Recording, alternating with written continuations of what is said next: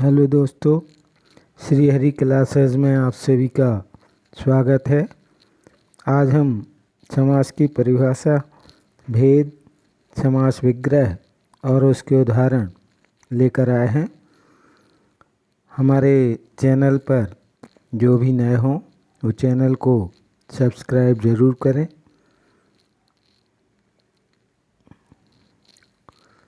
समास की परिभाषा। समास शब्द का शाब्दिक अर्थ होता है छोटा रूप। अतः जब दो या दो से अधिक शब्द अपने बीच की विभक्तियों का लोप कर जो छोटा रूप बनाते हैं उसे समास, सामासिक शब्द या समस्त पद कहते हैं। जैसे रसोई के लिए घर, शब्दों में से के लिए विभक्ति का लोप करने पर नया शब्द बना रसोई घर, जो एक सामासिक शब्द है। समास विग्रह अर्थात समास विग्रह किसको कहते हैं? वो किसी समस्त पद या सामासिक शब्द को उसके विभिन्न पदों एवं विभक्ति सहित पृथक करने की क्रिया को समास कहते हैं। जैसे विद्यालय, विद्या के लिए आलय। माता पिता, माता और पिता। समास के प्रकार। समास के 6 प्रकार होते हैं। पहला अव्ययीभाव समास, दूसरा तत्पुरुष समास, तीसरा द्वंद्व समास, चौथा बहुव्रीहि समास, पांचवा द्विगु समास और अंतिम छठवा है कर्मधारय समास। पहला जो समास है अव्ययीभाव समास, इसके जो विशेषताएं हैं या परिभाषा जिसको वो कहें इस प्रकार है। पहला पद प्रधान होता है, दूसरा पद या पूरा पद अव्यय होता है। अब अव्यय क्या कहलाता है ये भी समझ लें। वे शब्द जो लिंग, वचन, कारक, काल के अनुसार नहीं बदलते उन्हें अव्यय कहते हैं। यानी काल, लिंग, वचन आदि का कोई प्रभाव जिन शब्दों पर नहीं होता उन्हें अव्यय कहते हैं। तीसरा, यदि एक शब्द की पुनरावृत्ति हो और दोनों शब्द मिलकर अव्यय की तरह प्रयुक्त हों, वहाँ भी अव्ययीभाव समास होता है। कुछ उदाहरण देख लें इसके। रातों रात, रात ही रात में, ये विग्रह हो गया इसका। बीचों बीच, ठीक बीच में। साफ साफ, साफ के बाद साफ या बिल्कुल साफ। आमरण, मरने तक या मरण पर्यंत। असमुद्र, विग्रह हो जाएगा समुद्र पर्यंत। भरपेट, पेट भरकर। अनुकूल, जैसा कूल है वैसा।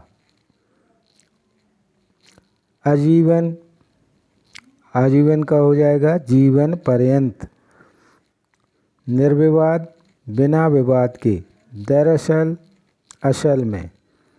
वाकायदा, कायदे के अनुसार।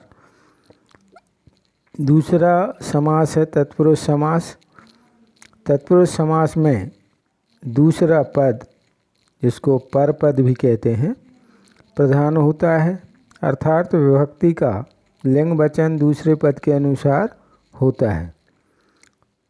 दूसरा, इसका विग्रह करने पर कर्ता व संबोधन की विभक्तियों के अतिरिक्त किसी भी कारक की विभक्ति प्रयुक्त नहीं होती तथा विभक्तियों के अनुसार ही इसके उपभेद भी होते हैं। अब कर्ता और संबोधन की विभक्तियाँ। कर्ता की विभक्ति है ने और संबोधन की विभक्ति है हे ओ अरे। ये प्रयुक्त नहीं होती हैं समास विग्रह करने पर। बाकी सारे कारक जो हैं उनकी विभक्तियाँ इसमें विग्रह में आती हैं। जैसे कर्म तत्पुरुष, कर्म की विभक्ति है को। कृष्णार्पण, इसमें कृष्ण को अर्पण, को जो है ये कारक विभक्ति है, इसलिए कर्म तत्पुरुष है। ये कर्म कारक का उपयोग हुआ है इस वर्ण में, शब्द में। नेत्र सुखद, नेत्रों को सुखद। वन गमन, वन को गमन।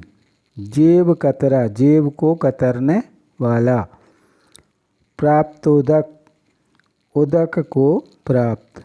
ये सभी उदाहरणों में आप देखें तो को विभक्ति आई हुई है, ये देखें। करण सम तत्पुरुष, इसकी करण की जो विभक्ति है वो है से और के द्वारा। ईश्वर प्रदत्त, ईश्वर से प्रदत्त। हस्तलिखित, हाथ से लिखित। तुलसी कृत, तुलसी के द्वारा रचित, यहाँ के नहीं आया, के द्वारा रचित। दयाद्र, दया से आद्र। रत्न जड़ित, रत्नों से जड़ित। तो ये सब कारक विभक्तियाँ बीच में आई हैं जो करण कारक की विभक्ति हैं। संप्रदान तत्पुरुष, संप्रदान की विभक्ति है के लिए। उदाहरण देखें। हवन सामग्री, हवन के लिए सामग्री। विद्यालय, विद्यालय विद्या के लिए आलय। गुरु दक्षिणा, गुरु के लिए दक्षिणा। पशु बलि है, बलि पशु, बलि के लिए पशु। अगला है अपादान कारक, इसकी विभक्ति है से, पृथक करने के लिए। पृथक माने अलग करने के लिए। जैसे ऋण से मुक्त, ऋण मुक्त, ऋण से मुक्त। पदच्युत, पद से च्युत, यानी पद से अलग होना। मार्ग भ्रष्ट, मार्ग से भ्रष्ट। धर्म विमुख, धर्म से विमुख। देश निकाला, देश से निकाला। ये सारी कारक विभक्ति से जो है ये अपादान तत्पुरुष की हैं। संबंध तत्पुरुष, संबंध की कारक विभक्ति है का के की। मंत्री परिषद, मंत्री की, मंत्रियों की परिषद। प्रेम सागर, प्रेम का सागर। राजमाता, राजा की माता। अमचूर, आम का चूर्ण। रामचरित, राम का चरित। ये सब का के की इन विभक्तियों का जब हम विच्छेद करते हैं, समास विग्रह करते हैं, तो ये विभक्तियाँ आ जाती हैं। आप देख रहे हैं आम चूर्ण, राम का चरित्र, ये सब संबंध कारक की विभक्तियाँ हैं। अधिकरण तत्पुरुष, अधिकरण की विभक्ति है मैं पेपर। वनवास, वन में वास। जीव दया, जीवों पर दया। मैं आ गया, पर आ गया। ध्यान मग्न, ध्यान में मग्न, मैं भी आ गया। घुड़सवार, घोड़े पर सवार। इस तरह से ये सब अधिकरण तत्पुरुष की विभक्तियाँ आई हुई हैं। तो ये अधिकरण तत्पुरुष के उदाहरण हो गए। द्वंद्व समास, दूसरा जो समास है वो, तीसरा जो समास है वो है द्वंद्व समास। द्वंद्व समास में दोनों पद प्रधान होते हैं। अगर कभी कोई विशेषताएं पूछता है कि द्वंद्व समास की विशेषताएं बताइए या द्वंद्व समास की पहचान बताइए, तो उसके लिए ये पॉइंटों में हमने विभक्त किया है, वरना सीधी परिभाषा लिख सकते थे। द्वंद्व समास में दोनों पद प्रधान होते हैं। दोनों पद प्रायः एक दूसरे से विलोम होते हैं, लेकिन कभी कभी अपवाद स्वरूप नहीं भी होते हैं। तीसरा है इसका विग्रह करने पर और अथवा या का प्रयोग होता है, यानी बीच में जब हम विग्रह करते हैं तो बीच में और भी आ सकता है, या भी आ सकता है। ये दो शब्द विग्रह करने पर आते हैं, जैसे माता पिता, माता और पिता, दाल रोटी, दाल और रोटी, पाप पुण्य, पाप या पुण्य, या तो पाप होगा या पुण्य होगा, है ना। तो इसमें या आ जाएगा, पाप और पुण्य भी हो सकता है। अन्न जल, अन्न और जल, जल वायु, जल और वायु, फल फूल, फल और फूल, बुरा भला, बुरा या भला या बुरा, रुपया पैसा, रुपया और पैसा, अपना पराया, अपना या पराया, नील लोहित, नील नीला और लोहित यानी लाल, धर्माधर्म, धर्म या अधर्म, सुरासुर, सुर या असुर, शीतोष्ण, शीत या उष्ण, यश अपयश, यश या अपयश, शीतातप, शीत या आतप। इस तरह से ये आपके द्वंद्व समास के उदाहरण हैं, और भी बहुत सारे होते हैं। चौथा समास है बहुव्रीहि समास। बहुव्रीहि समास की जो विशेषताएं हैं वो हैं, बहुव्रीहि समास में कोई भी पद प्रधान नहीं होता। पहली विशेषता हो गई कि कोई भी पद प्रधान नहीं होता। इसमें प्रयुक्त पदों के सामान्य अर्थ की अपेक्षा अन्य अर्थ की प्रधानता रहती है, यानी कोई तीसरा पद जो होता है या व्यक्ति होता है वो उसकी प्रधानता होती है। इसका विग्रह करने पर बाला है, जो, जिसका, जिसकी, जिसके, वह आदि शब्द आते हैं। जैसे गजानन, गज का आनन है जिसका, अर्थात श्री गणेश। त्रिनेत्र, तीन नेत्र हैं जिनके, अर्थात शिव जी। चतुर्भुज, चार भुजाएं हैं जिसकी, वह विष्णु। षडानन, छह आनन हैं जिसके, वह अर्थात कार्तिकेय। दशानन, 10 आनन हैं जिसके, वह रावण। घन श्याम, घन जैसा श्याम है जो, वह अर्थात श्री कृष्ण। पीताम्बर, पीत यानी होता है पीला और अंबर यानी होता है कपड़ा वस्त्र, तो पीताम्बर का हो जाएगा पीला वस्त्र या पीला पीत, अंबर पीला अंबर है जिसके, अर्थात पीले कपड़े हैं जिनके, वो श्री विष्णु। गिरधर, गिरी को धारण करने वाले हैं जो, वह कृष्ण हैं। मुरारी, मूर का अरी है, मूर नामक राक्षस, और अरियाना होता है शत्रु या दुश्मन। मूर का अरी है जो, वह यानी श्री कृष्ण। आशुतोष, आशु यानी शीघ्र प्रसन्न होने वाले जो हैं वो हैं शिव। सुग्रीव, सुंदर है ग्रीवा जिसकी, वह अर्थात सुग्रीव। मधुसूदन, मधु को मारने वाला है जो, वह श्री कृष्ण। अजानुबाहु, अजानु यानी जानू यानी होता है घुटना, तो जानुओं तक जिसकी भुजाएं लंबी हैं वह हैं श्री राम। अजानुबाहु सिरचाप धर संग्राम जित खरदूषणम, इसका उपयोग अपन करते हैं। तो अजानु तक यानी घुटनों तक लंबे हाथ हैं जिनके, वो हैं श्री राम। तीसरा पद ही प्रधान होता है इसमें। नीलकंठ, नील नीला कंठ है जिसका, वह शिव। महादेव, देवताओं में महान हैं जो, वो है शिव। मयूर वाहन, मयूर है वाहन जिसका, कार्तिकेय। कमल नयन, कमल के समान नयन हैं जिनके, विष्णु। जलज, जल में जन्मने वाला अर्थात कमल, जिसका जल में ही जन्म होता है वो कमल। पांचवा है द्विगु समास। द्विगु समास में प्रायः पूर्व पद संख्यावाचक होता है, तो कभी कभी परम पद भी संख्यावाचक देखा जा सकता है। दूसरी विशेषता है द्विगु समास में प्रयुक्त संख्या किसी समूह का बोध कराती है, अन्य अर्थ का नहीं, जैसा कि बहुव्रीहि समास में देखा है। इसका विग्रह करने पर समूह या समाहार शब्द प्रयुक्त होता है, जैसे दो राहा, दो राहों का समाहार, यानी दो मार्ग जहाँ पर मिलते हैं वो दो राह कहलाता है।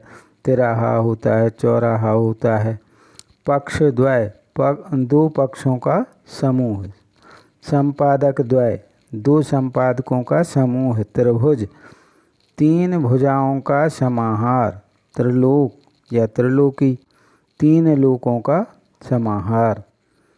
त्रिरत्न, तीन रत्नों का समूह। संकलन त्रय, तीन का समाहार। त्रिभुवन या भुवन त्रय भी कहते हैं इसको, तीन भुवनों का समूह, त्रिभुवन कहते हैं उसको। चौमासा, चतुर्मासों का, चार मासों का समाहार। चतुर्भुज, चार भुजाओं का समाहार। चतुर्वर्ण, चार वर्णों का समाहार। पंचामृत, पांच अमृतों का समाहार। हम लोग जो पंचामृत का उपयोग करते हैं वो पंचामृत, उसमें पांच अमृत रूपी वस्तुओं को मिलाया जाता है तो वो पांच अमृतों का समाहार कहलाता है। पंचपात्र, पांच पात्रों का समाहार। पंचवटी, पांच बटों का समाहार या समूह, पांच बट वृक्षों का समूह। षड्भुज, छह भुजाओं का समाहार। सप्ताह, सात दिन, सात दिनों का समूह या समाहार। शतशई, 700 का समाहार, यानी 700 दोहे जिसमें होते हैं वो शतशई कहलाती है। सप्तशती, सप्त शतकों का समाहार। सप्त ऋषि, सात ऋषियों का समूह। अष्टसिद्धि, 8 सिद्धियों का समाहार। नवरत्न, 9 रत्नों का समूह है। इसी प्रकार नवरात्रि, नवरातों का समाहार या समूह। इस तरह से ये पांचवा जो बहुव्रीहि समास, द्विगु समास था उसका उदाहरण था ये। छठवा है कर्मधारय समास। कर्मधारय समास में एक पद विशेषण होता है तो दूसरा पद विशेष से होता है। अब विशेषण किसे कहते हैं ये प्रायः सभी जानते हैं कि जो संज्ञा या सर्वनाम की विशेषता बताते हैं उनको विशेषण कहते हैं, और जिसकी विशेषता बताई जाती है उसको विशेष्य कहते हैं। इसमें कहीं कहीं उपमेय उपमान का संबंध होता है तथा विग्रह करने पर रूपी शब्द प्रयुक्त होता है, जैसे पुरुषोत्तम, पुरुषो जो उत्तम। नीलकमल, नीला जो कमल। महापुरुष, महान है जो पुरुष। घनश्याम, घन जैसा श्याम। पीतांबर, अभी हमने बहुव्रीहि समास में बताया था आपको। पीत यानी पीला और अंबर यानी कपड़ा। पीत है जो अंबर, यानी पीला कपड़ा भी लिख सकते हैं उसको, पीला वस्त्र भी लिख सकते हैं। महर्षि, महान है जो ऋषि। नराधम, अधम है जो नर। अधमरा, आधा है जो मरा। रक्तांबर, रक्त के रंग का लाल है जो अंबर। कुमति, कुत्सित है जो मति।